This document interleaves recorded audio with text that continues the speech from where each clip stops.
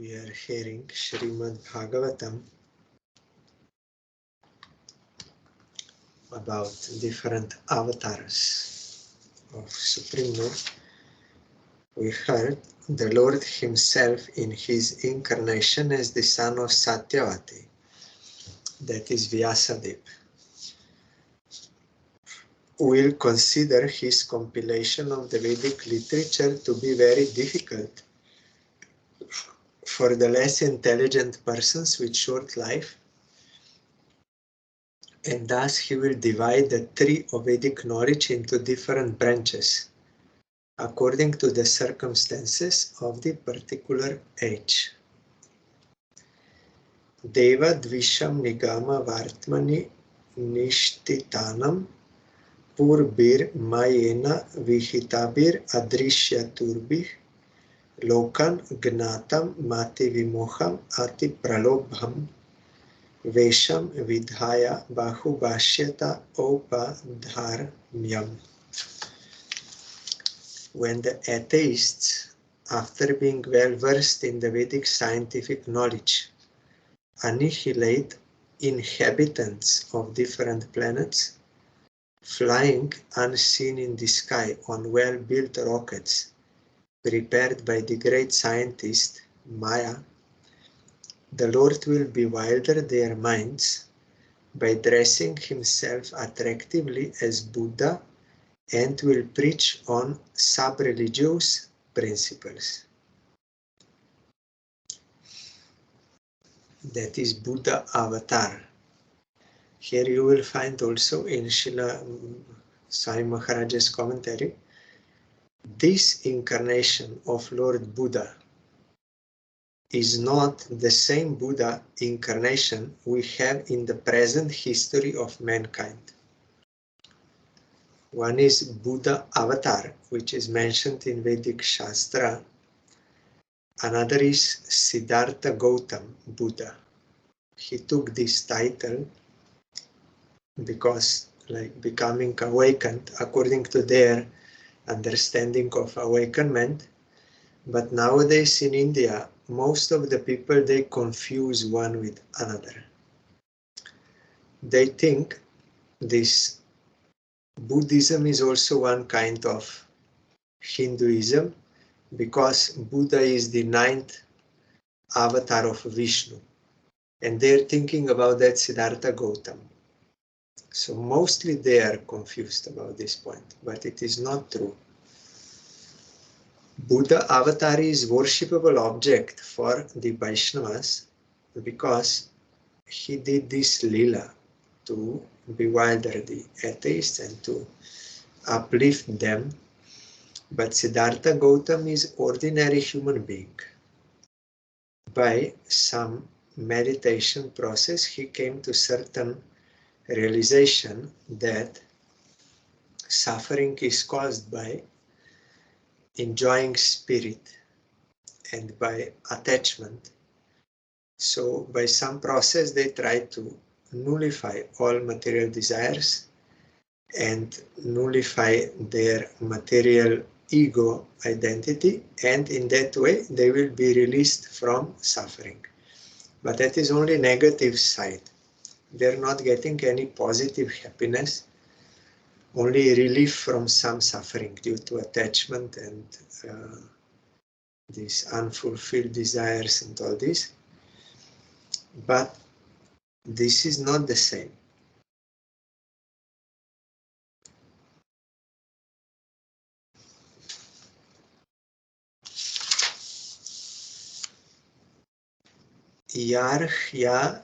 Now on this Friday will be Buddha Purnima. So they're celebrating for both Buddhas because they think that Siddhartha Gautam is Buddha avatar, but he's not.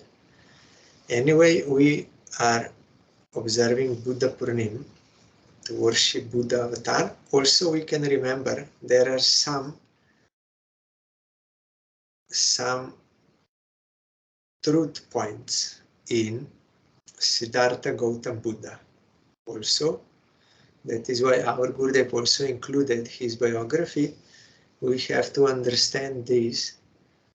He was a prince and his parents very rich. They were always keeping him in palace and with all enjoyments and all this. They did not allow him to see the all aspects of life. But once he went to south and north and west gate, and he saw birth means death, suffering of old age, and suffering of disease. Then he understood that this material existence is undesirable, and he also met one brahmachari on the eastern side of that kingdom, or that kingdom, that palace and compound and everything. And he thought this is proper life. One who will practice renunciation, then he can be peaceful and can avoid suffering. So this is true, but there is no information about Supreme Lord and eternal Atma and eternal devotion to Supreme Lord, eternal Dham, all this. They are not believing in this, and they are also not accepting Vedic scriptures. Only they want to practice non-violence and material compassion to others. Means they will serve others their material needs. That is not actual compassion for eternal welfare, but they are practicing this to be released from some debts, karmic debts to others. They will do many good activities to others, just to be free from debts, karmic. And they will practice that meditation, that everything is temporary, and will try to become non-attached. But that is not enough. One has to serve Supreme Lord to get the actual requirement, what he wants. Yar Yeshu api satam nacharech katach syuh pashandino dvija jana vrishala nrideva swaha swadha vashat iti sma giro nayatra shasta bhavishyati kaler bhagavan jugante. Thereafter, at the end of Kali Yuga, when there exist no topics on the subject of God, even at the residences of so-called saints and respectable gentlemen of the three higher castes, and when the power of government is transferred to the hands of ministers elected from the low-born Shudra class, or those less than them, and when nothing is known of the techniques of sacrifice, even by word, at that time the Lord will appear as the supreme chastiser. So gradually everything is degraded in Kali Yuga. So we should face this fact boldly and do what we can or what we should. That is, do our duty, relative duty, and chant Harinam. That is the only way in Kali Yuga.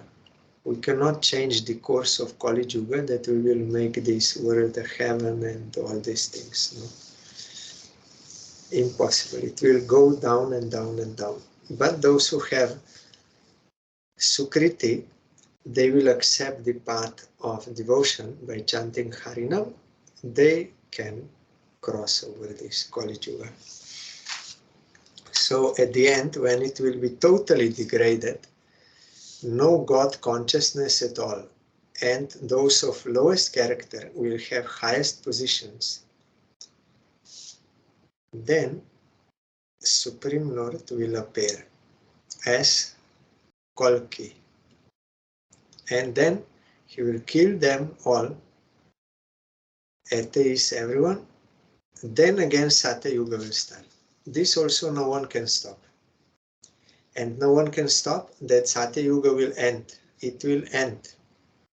And Treta will start, Dwapar. It is all the time going like this time cycle. No one can stop. So we have to be aware of the facts and do what we have to do according to time, place, circumstance. In Kali Yuga means Harinam.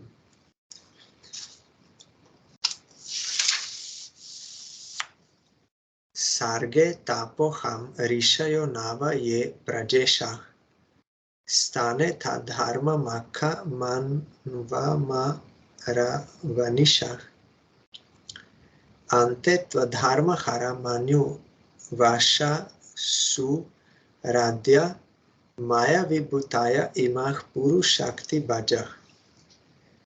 At the beginning of creation there are penance, myself means Brahma, and the Prajapatis, the great sages who generate.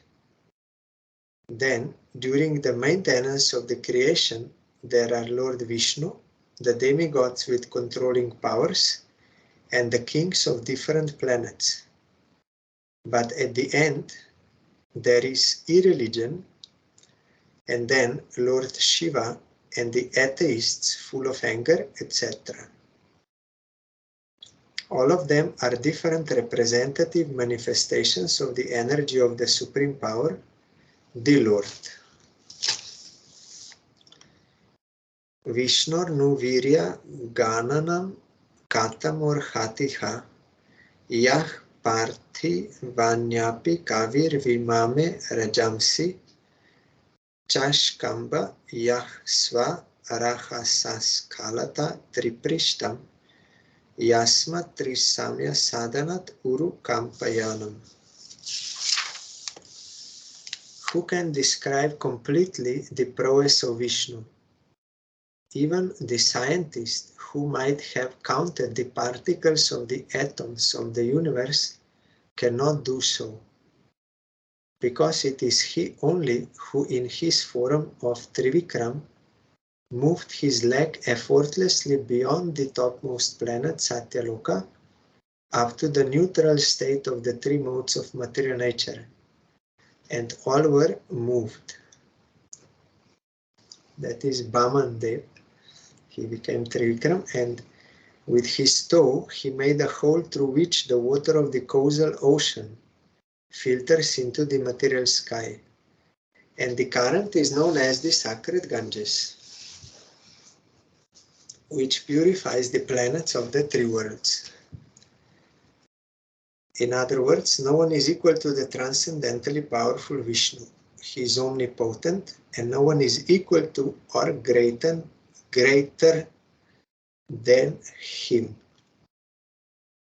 And no one can count his qualities, his prowess, opulences, because he is unlimited. According to the degree of submission, one can realize something, not completely. That is why there in Upanishad, I like that statement. The teacher, he said, I don't know Brahman, but also I cannot say I don't know Brahman. I know something, somewhat, I know. So he's a teacher, that is proper teacher, who is beyond Maya.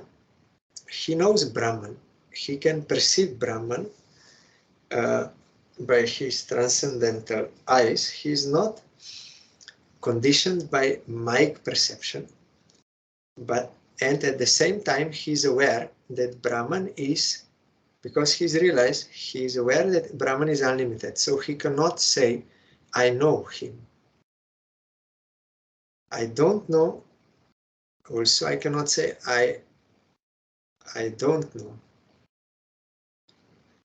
I know something. And that something is enough for all jivas to be guided by him. Why? because he clearly understands the Sambandha Abhideya Prayojana, that Krishna is Supreme Personality of Godhead. His potencies are this world and Jivas. Jiva is bewildered because of being averse to Krishna and has to undergo suffering. If Jiva will turn towards Krishna and serve him, then she can be rescued from Maya. That is Abhideya, that is Bhakti, and ultimate goal is to get love of God. That he clearly realized. So he can guide innumerable Jiva souls very competently, but at the same time he will say, I don't know Brahma. I don't know, because he's unlimited. So he can be Guru. Nantam vidamyaham ami munayo grajaste maya balasya purushasya kuto varaye gayan gunan dasha shatanana adideva shesho dunapi samavasyati nasya param. Yesterday we were observing the founding day of our Gokul. Once I asked Gurudev, who can initiate for Gokul? He said, one who has one-pointed devotion to Krishna and ideal character.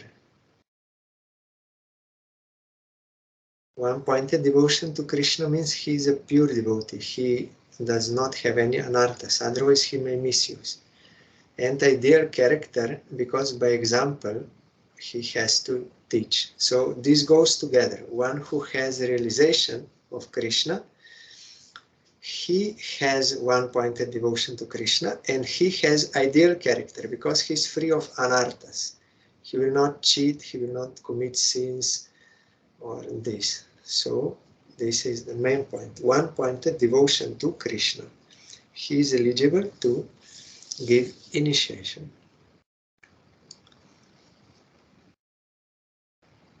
Neither I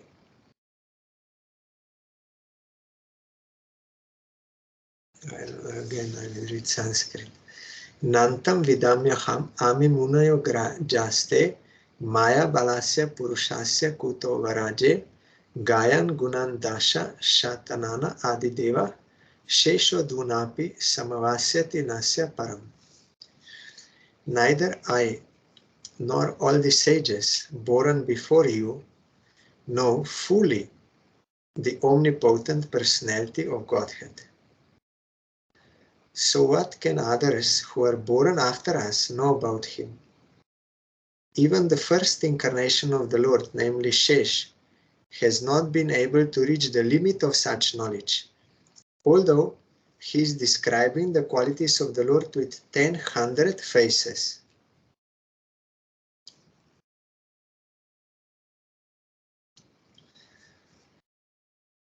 So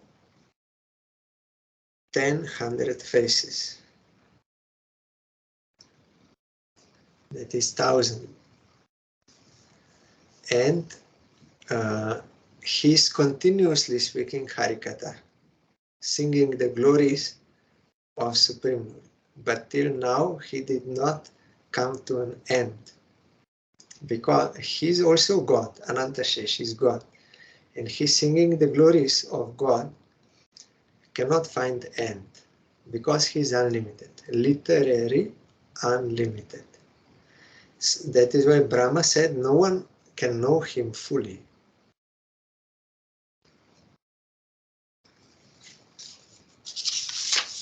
But that does not mean that they don't know him. They know him. Clearly they know his Supreme Lord. Clearly they know problem is aversion of Jiva and solution is Bhakti, and Prema is the goal. They clearly know this by realization, and they can impart that knowledge to others who will submit to them. Gathering enough Sukriti, then they will have faith in Sadhu, then that Sadhu will help him to attain the lotus feet of Krishna. Yesham sa esha bhagavan dayayet ananta sarvatmanashrita pado yadi nirvyalikam te dustaram atitaranti chadeva mayam naisham mamaham iti dih shva shrigala bhakshya. But anyone who is specifically favored by the Supreme Lord, the personality of Godhead, due to unalloyed surrender unto the service of the Lord, can overcome the insurmountable ocean of illusion and can understand the Lord. But those who are attached to this body, which is meant to be eaten at the end by dogs and jackals, cannot do so. By unalloyed surrender, one can overcome Maya, and he will not misidentify with this body. He will understand, I am eternal servant of Krishna, my duty is to serve him. He can understand Krishna by his grace. And he can make others understand Krishna, provided they are also surrendered. But all others, they must have misidentification of self, because the cause of misidentification of self is our aversion to Krishna. Then immediately we forget our real self and our relation with Krishna. Some false ego you will have, either as demigod or demon or human or animal or anything. False ego, those who are under the influence of false ego, those who have false ego, they cannot know Godhead. Impossible. Vedaham anga paramasya hi yogamayam yuyam bhavascha bhagavan atha daityavarya patni manohsa cha manushcha tat atmajascha prachina barhir ribhur anga uta druvascha ikshvakur aila muchukunda videha gadi Ragvambarisha Sagara Gaya Nahushadya Mandatralarka Shatadhanvanu Ranti Deva Devavrato Balir Amur Tarayo Dilipah Sobari Utanka Shibi Devala Pipalada Saraswato Dhava Parashara Burishena Yenye Vibhishana Hanumat Upendra Data Par Tar Shtishena Vidura Shruta Deva Varyah. O Narad, although the potencies of the Lord are unknowable and immeasurable, still, because we are all surrendered souls, we know how he acts through Yoga Maya potencies. Those who are surrendered, they are beyond Maya. So their perception is not distorted by Maya. They can clearly see. But they say it is unlimited, so we cannot say we know fully. And similarly, the potencies of the Lord are also known to the all-powerful Shiva, the great king of the atheist family, namely Prahlad Maharaj, Swayambhuva Manu, his wife Shatarupa, his sons and daughters like Priyavrata, Uttanapat, Akuti, Devahuti, and Prasuti, Prachina Barhi, Ribhu, Anga, the father of Vena, Maharaj Dhruva, Ikshvaku, Aila, Muchukunda, Maharaj Janaka, Gadi, Raghu, Ambarish, Sagar, Gaya, Nahusha, Mandata, Alarka, Shatadhanve, Anu, Ranti Deva, Bhishma, Bali, Amurtaraya, Dilip, Sobhari, Utanka, Shibi, Devala, Pipalada, Saraswata, Udava, Parashara, Burishena, Vibhishan, Hanuman, Shukadev Goswami, Arjuna, Arshti-shena, Vidur, Shrutadeva, etc. Those who are devotees, they can know. Sobari, at first he was a yogi, or jnani. He was doing great tapasya under water in Jamuna. But he got attracted to sex because seeing fishes having sex in water. So he came out and he was very ugly because of so much tapasya inside water. His body was very ugly, but he was not aware at that time. Then he came to King Mandata and he said, I want to marry your daughter to enjoy. Then Mandata, he was afraid that if he will refuse him, he is a saint, he may curse. But at the same time, he cannot force his daughter to marry one old, ugly man.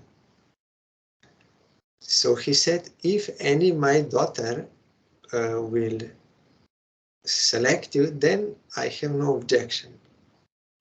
Then he said, okay. But because he was a jnani, he understood why Mandata said like that. Then he became aware, oh yes, my body is very ugly now. Because he was not aware of body, he was doing that tapasya. And by yogic power, he became very beautiful.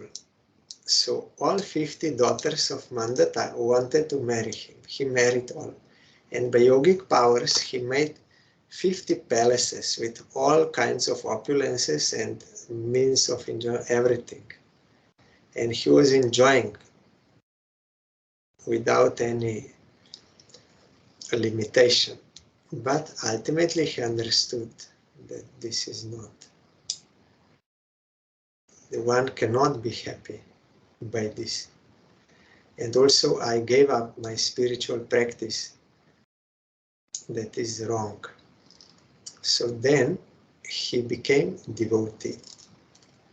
And those wives, he went to forest, fully dedicating himself for the service of Krishna.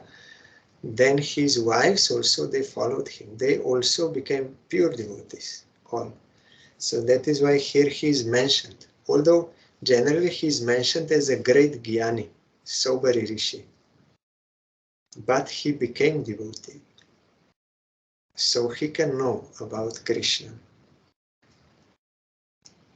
Also Dhruva at the beginning was not. Uttanpad also not at first.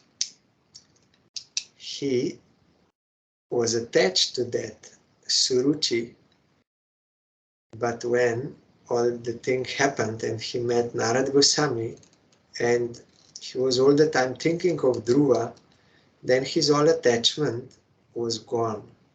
And when Dhruva came back home, then after some time Uttanpad gave him that kingdom and he went to forest to realize Atma Tattva. It is stated in Bhagavatam. Atma Tattva can mean both. Atma as Paramatma or Atma as yourself. In Upanishad, this word is used for both, means you have to know according to context, but it is stated also if one realizes Paramatma, Supreme Lord, automatically he realizes his own Atma.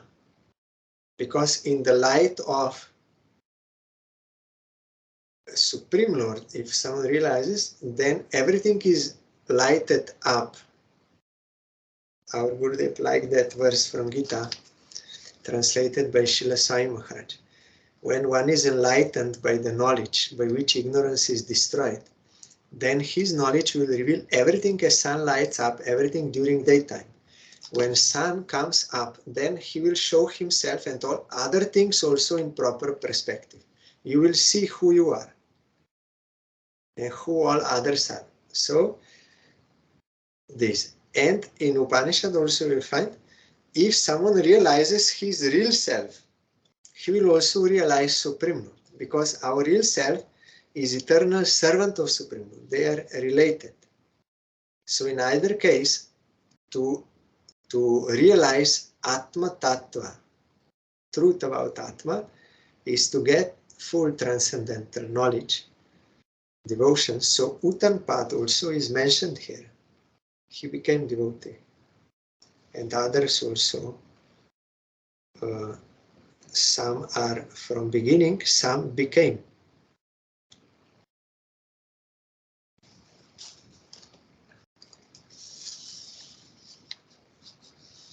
Vidur was before other devotee. Pipalada, he is many times mentioned there in Upanishad.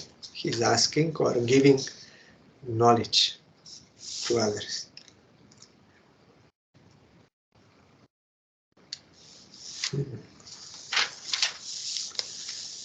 Te vai vidantyati taranti chadeva mayam stri shudra huna shabara api papa jiva yadyadbhuta krama parayana shila shikshas tiryak jana api kim ushruta dharana ye. Surrendered souls, even from groups leading sinful lives, such as women, the laborer class, the mountaineers, and the Siberians, or even the birds and the beasts, can also know about the science of Godhead and become liberated from the clutches of the illusory energy by surrendering unto the pure devotee of the Lord and by following in their footsteps in devotional service. No one is deprived. According to our karma, we get certain body and conditioning by gunas like this. That is one thing. But another thing is, we are all souls. We all belong to Krishna. He is our Father, actual eternal Father. We all have right to worship Him. So chance is given to all, irregardless of what are his previous activities. If someone has enough sukriti, then he will get this. I learned this verse because our Gurudev was repeatedly saying from Puran, I think Brahma Vivarta Puran, Bhaktistu Bhagavat Bhakta Sangena Parijayate Sat Sangah Prapyate Pumbih Sukriter Purva Sanchite. I learned because Gurudev was speaking this verse. One can get devotion only from devotee. And one will get association of devotee by accumulated sukriti from before. Then he will get association of pure devotee and will surrender and will follow in their footsteps, will follow their instructions. Then they can get Krishna Prem. And they can give also. Whoever comes to realize Krishna in himself, whether woman or Shudra or mountaineer or Siberian or bird, beast or anyone, Jai Krishna Tattavita, one who knows Krishna in truth, he can be Guru. He can awaken others. First he must awake, then he can awaken others. So no one is deprived, and there is no discrimination in regard to these things in devotional service. There is there is degree of how much one already dedicated to Krishna, there is degree.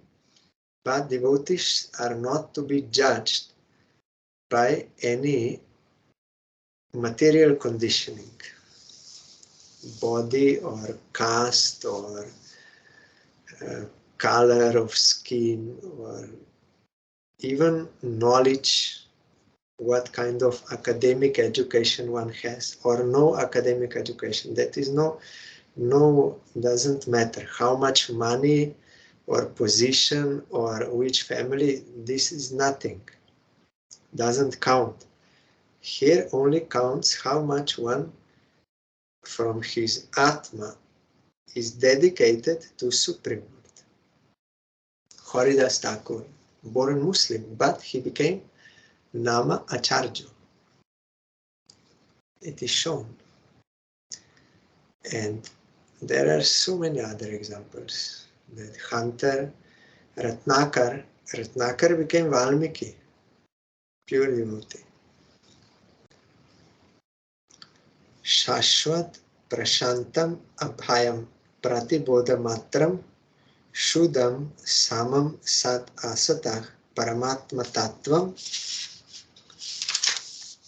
Shabdo Nayatra Puru Karakavan Kriyartho Maya Paraiti Abhimukhe Cha Vilajamana Tat Vai Padam Bhagavatah Paramasya Punksho Brahmeti Yad Vidur Ajasra Sukam Vishokam. What is realized as the absolute Brahman is full of unlimited bliss without grief. It is impossible. When there is light, there can be no darkness. Where there is bliss, how unhappiness can be there? That is certainly the ultimate phase of the Supreme Enjoyer, the Personality of Godhead. He is eternally void of all disturbances and fearless. That is why those who will submit to him, they will attain connection with him. They also are released from all disturbances and all fear. He is complete consciousness as opposed to matter. Matter is unconscious. Cannot have thinking, feeling, willing. But consciousness means these three. Thinking, feeling, willing. And he is supreme or complete consciousness. We are small particles. But still we have thinking, feeling, willing. Uncontaminated and without distinctions. Distinction means no material distinctions. He is the principal, primeval cause of all causes and effects, in whom there is no sacrifice for fruitive activities, and in whom the illusory energy does not stand. He is Supreme Lord. Brahmati, Yad Vidur, Brahma, the Absolute.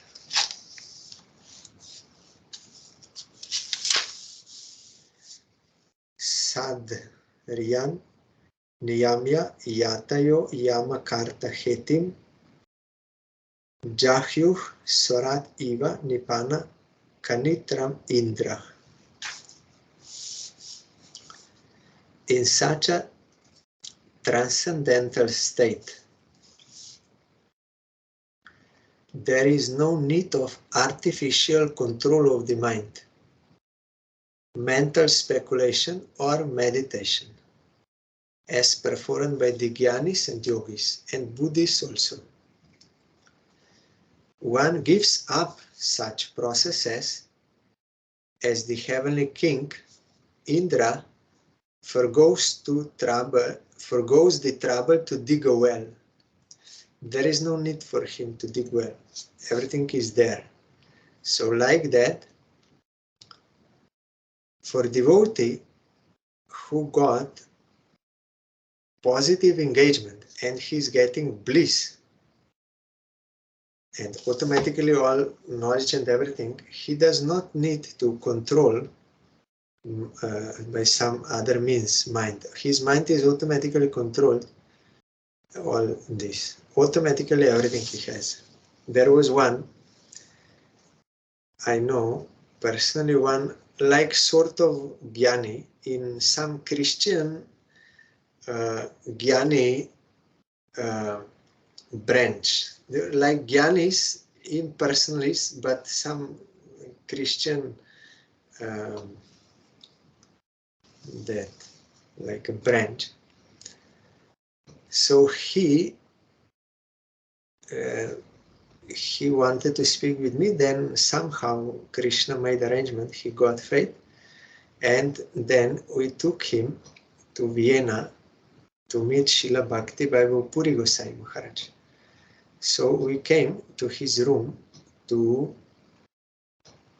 have darshan, and then we spoke, and the darshan was there. Then that person who was with us, after that darshan, he said, "This is amazing. I wanted to control my mind, to give up all other thoughts," because he was doing that practice, in order to get as much benefit from this association, because he knew from before that if someone has so many thoughts, then he cannot perceive nicely things, and there is some limitations and all this. So he said, I try to control my mind, to give up all other thoughts so that I could get most benefit from this association. So when I tried, I noticed that already my mind was already empty. Without any effort on my part, it was already like that, by the presence of Maharaj, means pure devotee. Only in his presence there was no need, automatically was there. And something more, of course, that bliss of service of Krishna. So he got that experience. So here also, for devotee, there is no need of these artificial processes. Automatically, all results of he has just by connection with Supreme Lord.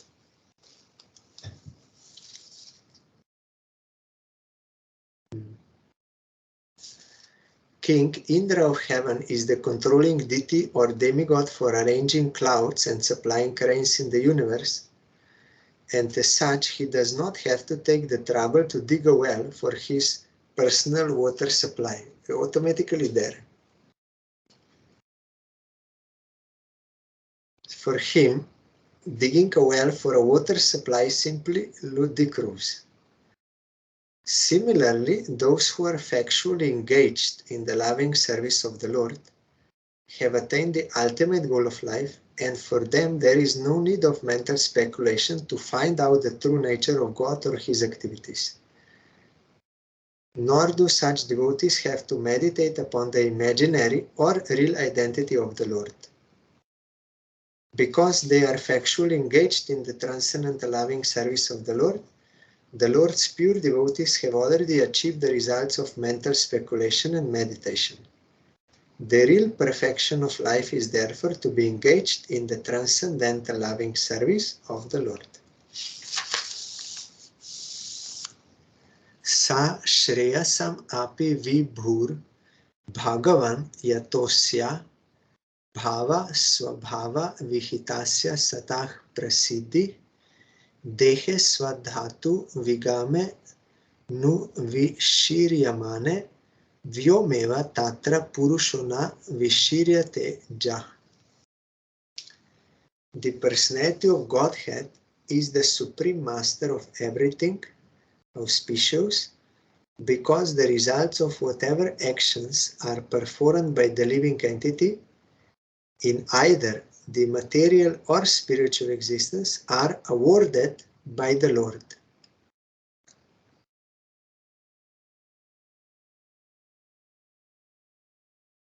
One second. As such, sometimes I check some words in Sanskrit. As such, he is the ultimate benefactor. Every individual living entity is unborn, and therefore, even after the annihilation of the material elementary body, the living entity exists, exactly like the air within the body. If you destroy the body, air is not destroyed. Like that, even when the body is destroyed in due course of time, Atma is remaining. That person with whom we had contact, he's existing. But we are unable to see if we don't have transcendental eyes, and according to karma, we are rotating.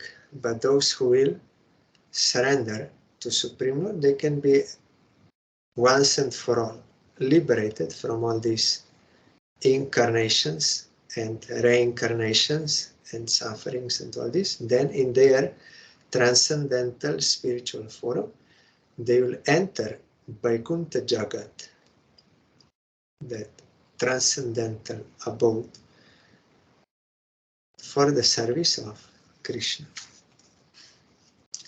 Vaikuntha means there is no kunta, no anxiety, and no limitations, the transcendental realm, in that sense. Then according to one's rasa, he will attain certain transcendental abode, Golok or Ayodhya or something. But all are Vaikuntha in the sense, no anxiety there. Anxiety is when we contact matter and misidentify, then anxiety comes. But there is no anxiety. They don't know what is anxiety, this material anxiety. Yashoda also has fear that something will happen to Krishna, but that is to increase the transcendental rasa. It is not same anxiety as this material rasa is in ignorance due to material conditioning.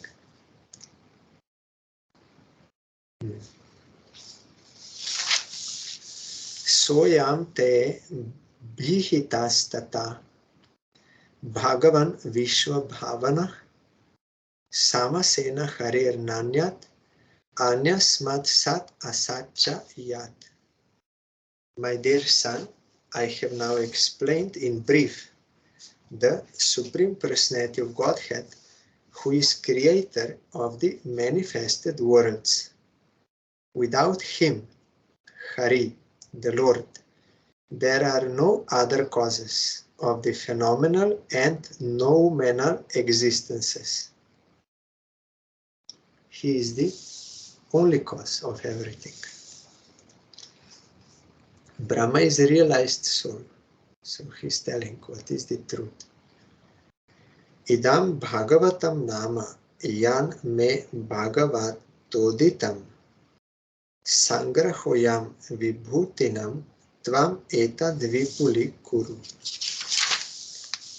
O Narad, this science of God, SRIMAD Bhagavatam, was spoken to me in summary by the Supreme Personality of Godhead, and it was spoken as the accumulation of his diverse potencies. Please expand this science yourself. Yata haro bhagavati nrinam bhaktir bhavishyati sarvatmani akhiladhare iti sankalpya varnaya. Please describe the science of Godhead with determination and in a manner by which it will be quite possible for the human being to develop transcendental devotional service unto the personality of Godhead Hari, the super soul of every living being and the summum bonum source of all energies. All acharyas, realized souls, they have that realization beyond Maya. They know everything, but it is unlimited. So, and different acharyas may express that, describe that thing in different ways. And some will express more, some less, but we should not be bewildered by this, that someone knows less, someone knows more. Like Gorkishore Das Babaji did not write any book. That does not mean that he does not know. He knows, everyone knows, but they have different ways how they explain, and there is no end to it. So their disciples, they will also expand, they will describe, or someone will describe less, but he will give the process by which one can realize like this. So there is always new revelation, and sometimes we cannot understand why one acharya is speaking like this, another acharya is speaking in another way. It seems contradictory to us.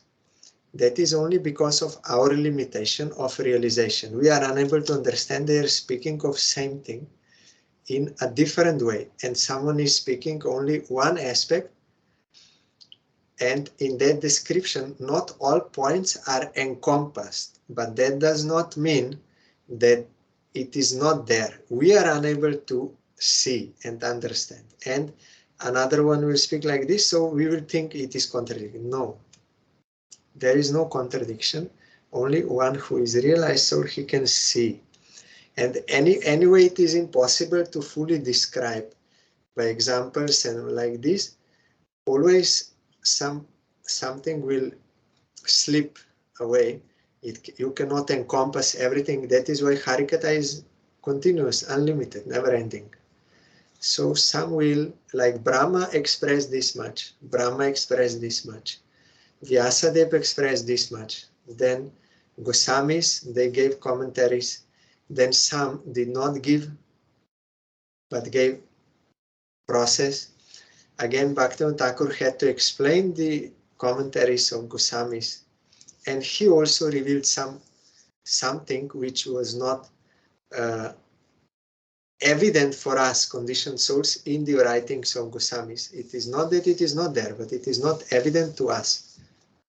So he had to speak like this. That is why here, it is not that Brahma does not know, and he said, I don't know, so you expand. No, he knows, only description he will expand. New revelation. So you describe in such a way that it will be quite possible for human beings to develop transcendental devotional service. Then there are different leelas, how Gorkishore Das Babaji Maharaj was guiding people